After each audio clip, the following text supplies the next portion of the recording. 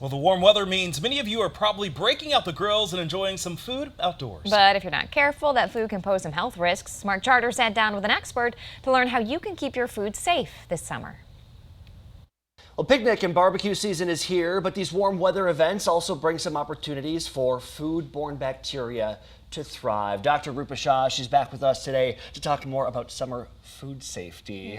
It's a big one. We were just saying you're not going to want to leave that potato salad sitting on the picnic table in the sun for like 3 hours and then come back and eat it later. Not right? a great idea. Okay, so let's talk about why are foodborne illnesses so common in the summer, right? Yeah. So, I mean, bacteria thrive in warm weather, right? So they're going to multiply very quickly in like those warmer temps that we see in the summertime, especially when you're in your picnic and people are leaving their coolers out open, that sort of thing, or just leaving food out for everyone to take. So it's more common, obviously, in the summertime to see these things. So what do we do? How do we keep this food safe, right? Everybody's bringing something for the potluck that you're having outside. Are we putting things on ice, coolers? How does it work? The best idea is, of course, to keep everything chilled and cool. If you can separate out things and have different coolers, like one for the beverages and things that stay really cool, and then other perishable items can go in a separate cooler. That way people are opening the beverage containers, often, so the perishable food at least isn't then also getting warmed up at that time. Well, Dr. Shah, what about the site itself? Like you're at a picnic site, you're at a campsite, whatever. What do we got to do at that particular spot to keep things safe?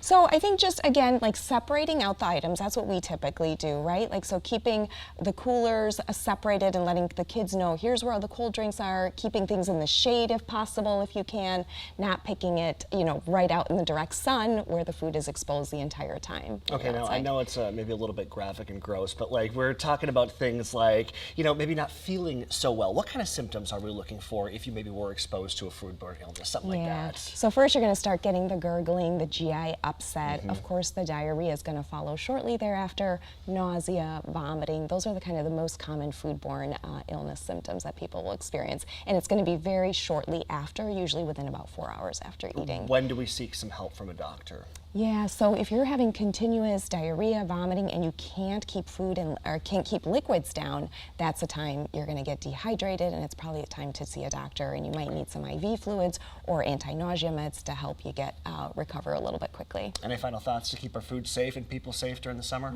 No, just have a great time, but be smart about it, and just make sure that you're keeping your food cool in the summertime. Okay, Keep Dr. it Shah, cool. thanks for being with us today. We appreciate it.